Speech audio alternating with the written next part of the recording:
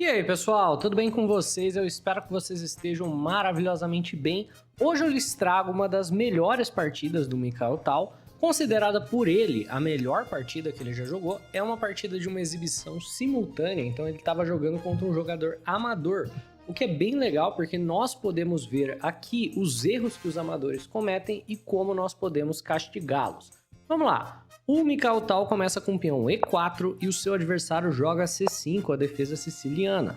Temos então o cavalo em F3, visando abrir o centro com D4, peão em D6 para controlar a casa de E5 e o D4 rompendo o centro do tabuleiro. Peão toma, cavalo em F6 com tempo no peão de E4, cavalo em C3 defendendo o peão, e o jogador de pretas decide então jogar a siciliana dragão com peão em G6 para fianquetar o bispo de casas escuras. E você vai ver uma mudança imediata na postura do jogo das brancas no momento que o jogador de pretas decide por fianquetar o bispo. Por quê? Ao colocar o peão na casa de G6, o jogador de pretas coloca 3 peões em casas claras, enfraquece as casas escuras e dá uma importância desproporcional a esse bispo aqui da casa de F8. Essa linha é hiper agressiva e o jogador de brancas tem um plano muito natural para jogar contra o fianqueto, que é bispo em E3, depois trazer a dama para D2 e jogar o bispo lá na casa de H6, tentando agora trocar o bispo do fianqueto, que é muito importante, e dessa maneira atacar o rei negro que vai ficar desprotegido. Então nós temos bispo em G7 e dama em D2. Imediatamente seria uma imprecisão, porque o oponente pode jogar cavalo em G4, cobrindo a casa da troca do bispo e agora ameaçando o bispo da casa de E3. Então, o Mikhail Tal joga F3. É um lance interessante, prepara G4, prepara H4 e fica de olho no cavalo em G4. Ao mesmo tempo, nós estamos aqui movimentando um peão que expõe o rei, mas não tem problema porque a ideia das brancas é roque longo. Nós temos então cavalo em C6, dama em D2, e nessa posição, você vê que esse sisteminha de ataque ao fianqueto já está pronto para partir. Então, o jogador de pretas tem que jogar de maneira hiper ativa nessa posição. Ele não pode jogar lances passivos, porque senão o ataque das brancas vem muito rápido. Então, o jogador de pretas, geralmente nessa situação, faz o seu roque, não rei em F8, né? Rei em F8 perderia. Ele faz o roque e o jogador de brancas, por exemplo, depois de um roque longo, vai estar numa posição onde o ataque já está chegando. Então, se pretas perdem mais um tempo, já era. Então, a ideia que é jogada hoje em dia nessa posição para as pretas é um lance bem bacana, que é o lance D5, que é um sacrifício de peão. Você fala, nossa, mas não me parece um sacrifício de peão. Né? O jogador de pretas defende essa casa 2 vezes e brancas estão ameaçando a casa 2 vezes também. Acontece que as brancas estão ameaçando essa casa várias vezes por conta da dama e da torre. Então a ideia para as brancas é trocar e depois jogar cavalo por C6, liberando um ataque de dama e torre contra esse cavalo, e nós ganhamos um peão, né? E por que é que o jogador de pretas fez isso? Porque a posição resultante descoordena as nossas peças e deixa o nosso rei bem aberto. Então isso daqui, ó, já foi jogado várias vezes em alto nível de jogo, e é uma posição super complicada. Se você for ver, a dama do jogador de pretas está caindo, mas ao mesmo tempo que a dama dele está caindo, a torre dele está atacada, e as pretas podem simplesmente ignorar as duas ameaças, né? Pelo menos pendurar a dama e jogar algo como torre em B8. E no mínimo isso força um empate, porque se você aceitar a dama que está sendo sacrificada, o jogador de pretas tem o lance aqui, ó, bispo por B2 cheque. Se você caminha o rei para frente, você perde a dama. Se você entra com o rei aqui para casa de B1, ele vai tirar o bispo com cheque, no mínimo assegura um empate por repetição de lanças. Então você vê que esse tipo de posição, ou torre B8 sacrificando a dama, ou dama em C7 sacrificando a torre lá no canto, né, que você não pode tomar, porque senão a sua dama acaba ficando presa depois de uma ideia de bispo em F5 ameaçando cheque mate, né?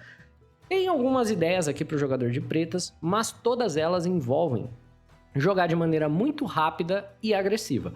O que o jogador de pretas não pode fazer é jogar de maneira lenta, como nós vemos aqui nesse jogo. Ele joga bispo em D7.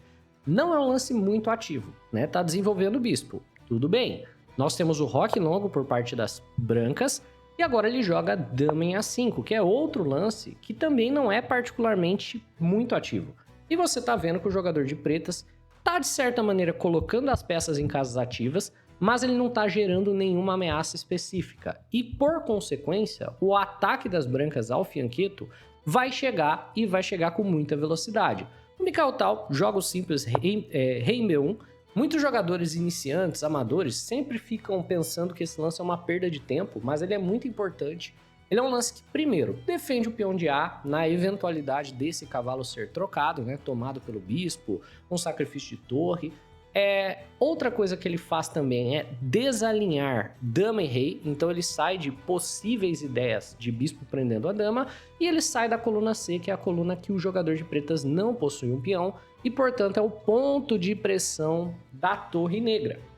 Né? E agora, depois desse lance multipropósito, o jogador de pretas perde a chance de fazer o roque e ele joga a torre em C8, acreditando que vai ser mais seguro ele jogar com o rei no centro do que fazer o roque. Até porque, se o jogador de pretas faz o roque aqui, o ataque das brancas vem com muita facilidade. A ideia para o jogador de brancas é iniciar uma avalanche de peões, geralmente envolvendo o sacrifício do peão de H, trocar os bispos e dar checkmate. Então a ideia seria algo como H4, certo?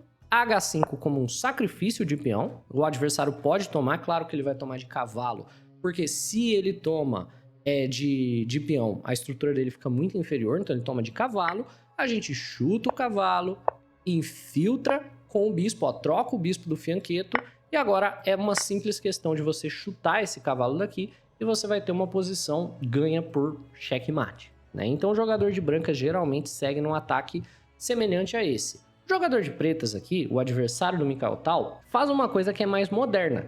Ele mantém o rei no centro do tabuleiro, e ele pensa que torre em C8 vai ser um lance que vai dificultar bastante o ataque das brancas, porque a gente não tem aquele padrão de ataque tradicional, certo? Então, como que você ataca o rei no centro com esse padrãozinho do fianqueto? É claro, o lance bispo em H6 poderia ser jogado, só que o Mikhail Tal vai se utilizar do fato de que o adversário não conectou torres, então ele vai querer abrir a coluna H de qualquer jeito.